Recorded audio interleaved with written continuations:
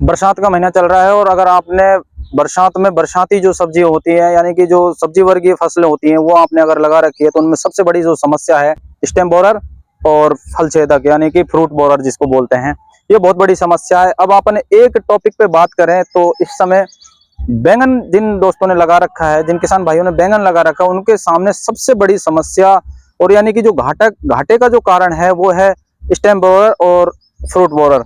यानी कि ये जो इल्ली होती है फल छेदक और तना छेदक, ये अपने जो इनकम होती है उसको इस तरह घटा देती है यानी कि आप दवाओं की पूर्ति नहीं कर सकते। ये इस तरह मतलब भयंकर प्रकोप से पैदा होती है। दोस्तों जो फ्रूट बोरर है और स्टेम बोरर है ये कैसे लगता है यानी कि इसकी उत्पत्ति कैसे होती है इसके बारे में भी बात करते हैं। जब एक मक्खी हमारे जो कोमल भाग होता है, जो हमारे 15 से 20 दिन की जब फसल हो जाती है तो इसके बाद में जब इनमें जो नई ब्रांचें निकलती हैं, इनके अंदर जो कोमल ब्रांचें होती हैं, कोमल जिनको अपन तना बोलते हैं, उस तने पर एक मक्खी बैठती है और वो डंक मार के अंदर यानी कि स्टेम के अंदर जो गूदा होता है तने का उसके अंदर अंडा रख देती है।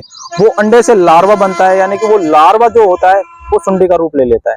यानी कि फल छेदक जो इल्ली होती है वो एक मक्खी या पतंग कह सकते हैं, जिसको बड़ा पतंगा जिसको बोलते हैं, वो पतंगा या मक्खी के जो स्टेम में डंक मारने के बाद जो अंडा रखना रहता है उनको, उस अंडे से ये लार्वा बनता है और उसके बाद में ये इल्ली बनती है और जो हमें बहुत ही कह सकते हैं खतरनाक रूप में देखने को मिलती है और जो हमारे फसल को इतना प्रभावित करती है कि उसको रोक पाना बहुत मुश्किल हो जाता है, बहुत नुकसान करती है। सारी फसल में बहुत बड़ा जो इफेक्ट देखने को मिलता है इल्ली का, वो बहुत बड़ा इफेक्ट रहता है। यानी कि हमारा जो उत्पादन है वो 0% हो जाता है और जो जिस मतलब तने में लग गई वहां से सारे फूल वगैरह आगे जो बनने वाली स्टेम है उनमें फ्लावर जो लगेंगे वो खत्म हो जाते हैं। यानी कि वो टहनी मुड़कर नीचे लटक जाती है, उसके बाद में वो आगे फल देना बंद कर देती है और पेड़ की इसी दशा में सारी जो ब्रांचें होती हैं वो इस तरह से इल्ली जिसमें इल्ली लगती है वो इस तरह से लटक लटक कर नीचे की तरफ मुड़ जाती है और हमारा जो पेड़ है वो धीरे धीरे नष्ट होता चला जाता है। यानी कि हमारी जो फसल है कह सकते हैं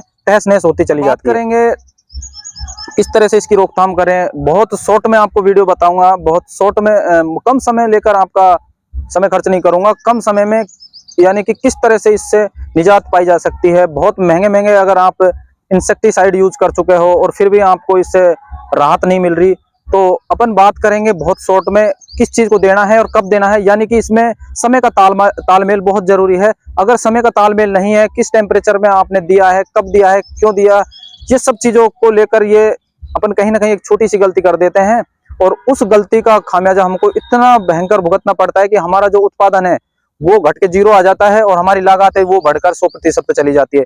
यानी कि हमें ये कह सकते हैं कि बैंगन में सबसे जो ज्यादा घाटा जो देता है वो हमें यानी कि एक अल्प ज्ञान कह सकते हैं, अल्प जानकारी हो सकती है इसका कारण। यानी कि अगर पूर्णतः हमें जानकारी हो तो ये बैंगन से ज्यादा उत्पादन और पैसा किसी चीज में नहीं है। यानी कि फल छेदक जो इल्ली है उससे किस तरह से निजात पाई जा सकती है। जब आप बैंगन की नर्सरी को ट्रांसप्लांट करते हैं यानी कि जब आप नर्सरी अपने खेत में बोने के लिए लगाते हो उस समय आपको किन चीजों का ध्यान देना है। उस समय आप सबसे बड़ी जो गलती कर देते हो वो गलती यही है कि बैंगन लगाते समय आप कोई किसी दवा का प्रयोग नहीं करते हो, वो बहुत बड़ी गलती होती है क्योंकि उस समय दवा देना बहुत जरूरी है। उस समय आप किस दवा का यूज कर सकते हो वो मैं आपको बता रहा हूँ। पहला काम आपको उस समय किस दवा का यूज करना, बायर कंपनी का रिजेंट अल्ट्रा आता है, बायर का रिजेंट अल्ट्रा आता है, उसको आप यूज कर सकते हो। उसके बाद में फार्टेडा आता है, फार्टेडा यूज कर सकते हो और अडामा का बेरेर आता है। ये आप खाद में मिलाकर अगर नर्सरी लगाने के बाद में जब 10 से 15 दिन हो जाएं पानी देते समय अगर इन दवाइयों को आप यूज करते हो तो इन दवाइयों का यूज से क्या होगा, जो बैंगन पानी के अंदर से जो पानी के साथ साथ ऑब्जॉर्ब करते हैं यानी कि उन दवाओं का जो असर बैंगन के पेड़ पर आता है उससे आपको इन दिनों में बहुत बड़ी राहत मिलती है। यानी कि जब बैंगन पर इल्ली का अटैक होता है तो उस समय इल्ली का अटैक नहीं मिलेगा, यानी कि मिलेगा तो बहुत कम मिलेगा। और जो हम दवाई जो महंगे महंगे टेक्निकल यूज कर रहे हैं ये टेक्निकल हमारे बहुत ही फायदेमंद साबित होंगे, यानी कि उन टेक्निकलों का हमें 100% रिजल्ट मिलेगा। अब क्या होता है कि किसान भाइयों आप सबसे पहले क्या करते हो, जब आपके बैंगन में फ्रूट बोरर का प्रकोप यानी कि या स्टेम ब्रोरर का जो प्रकोप जब लागू होता जाए यानी कि तब आप ध्यान देते हो और उसके बाद में आप महंगे महंगे टेक्निकल यूज करते हो और उसका आपको रिजल्ट नहीं मिल पाता। इसका सबसे मुख्य कारण यह है जो केमिकल इंसेक्टिसाइड यूज करते हो उनका सबसे बड़ी जो ध्यान रखने योग्य जो बातें हैं वो आपको, चाहे आपके अंदर फ्रूट बोरर और स्टेम बोरर हो या ना हो, उससे पहले आपको यूज करना है। उसके बाद में उसके रिजल्ट मिलते हैं। लगने के बाद में यानी कि जितने भी टेक्निकल हैं बहुत कम असर करते हैं। यानी कि अंदर तने के अंदर जब सुंडी घुस जाती है, यानी कि इल्ली जब अंदर चली जाती है, तो उसके ऊपर इफेक्ट बहुत कम आ पाता है, क्योंकि उस दवाई का सीधा प्रकोप उस पर नहीं जा पाता है। ये सबसे बड़ी विडंबना है।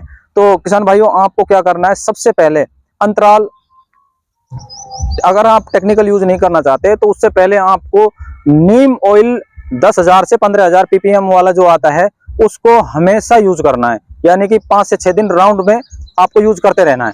यानी कि उसका कोई इफेक्ट भी नहीं है, कोई रासायनिक प्रभाव भी फसल पे नहीं पड़ता, उसको आपको करते रहना है ताकि ये कीट पतंगों से आपको निजात मिले। जो ट्रांसप्लांट करते समय जो मैंने दवा बताई है उनका यूज करना है आपको। उसके बाद में आपको जो खेत के चारों तरफ किसी भी प्रकार का खरपतवार ना हो, ये बहुत बड़ा इफेक्ट है। इनसे कीट पतंगे और जो कवक है वो बहुत जल्दी बनते हैं। तो आप ध्यान दें, खेत के चारों तरफ साफ सफाई और अंदर फसल के अंदर खरपतवार पैदा ना होने दें। तीसरा काम, आप फेरोमोन की जो ट्रैप आती है उनका यूज कर सकते हैं। यानी कि आपके 1 बीघा अगर आपने बैंगन लगा रखा है तो फेरोमोन की कम से कम 10 ट्रैप आप लगा दें। उनमें वो मक्खी हैं जो अंदर बंद हो जाती हैं और मर जाती हैं। इससे भी आप बहुत बड़ा फायदा ले सकते हो। इसके बाद में जितने भी आपने पुराने टेक्निकल यूज किए हैं और उनसे आपको कहने का मतलब फायदा नहीं मिल रहा, तो आप एक काम करें, नए टेक्निकल यूज करें और बदल कर करें हमेशा। ये नहीं आपने जो टेक्निकल अब यूज किया है इसी को आपको अगले दिन यूज करना है, यानी कि अगली बार यूज करना है, ऐसा नहीं। हमेशा टेक्निकल का परिवर्तन करना है आपको, क्योंकि जो इल्लियां होती हैं या फिर जो फसल में नुकसान करने वाले कीड़े होते हैं, ये क्या है कि दवाई के प्रति अनुकूल हो जाते हैं और उनके अंदर सहन शक्ति पैदा हो जाती है इस चीज को झेलने की। तो आपको दूसरा टेक्निकल यूज करना है ताकि उस पर प्रभाव पड़े।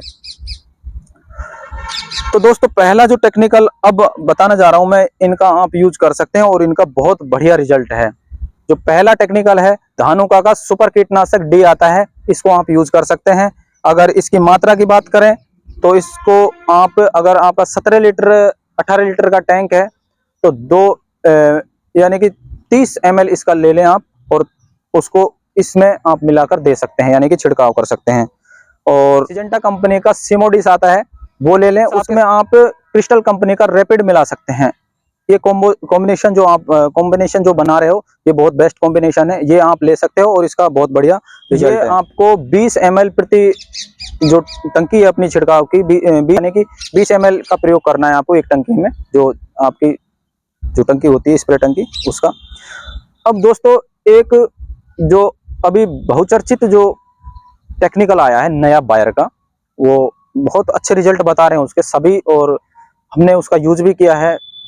जो ये फसल देख रहे हो आप मेरे पीछे, इसमें उसका यूज किया है हमने और उसका बहुत बेहतरीन रिजल्ट आया है। बायर कंपनी ने एक टेक्निकल निकाला है मकाऊ, यानी कि मकाऊ का आप यूज कर सकते हो। मकाऊ 10 ml आपको प्रति 17 से 18 लीटर की जो टंकी आती है उसमें इसका यूज करें। इसके साथ में आप सोलोमन 300 OD वाला जो आता है वो आप इसके साथ में यूज कर सकते हो।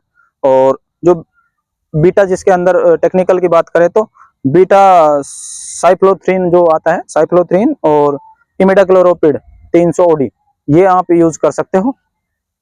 इसके बाद में अगर कोई और दवाई जो आप देना चाहते हो वो आप कोर्जन दे सकते हो, डेलिकेट दे सकते हो। ये भी बहुत खतरनाक और प्रभावी टेक्निकल हैं, इनका भी आप यूज कर सकते हो।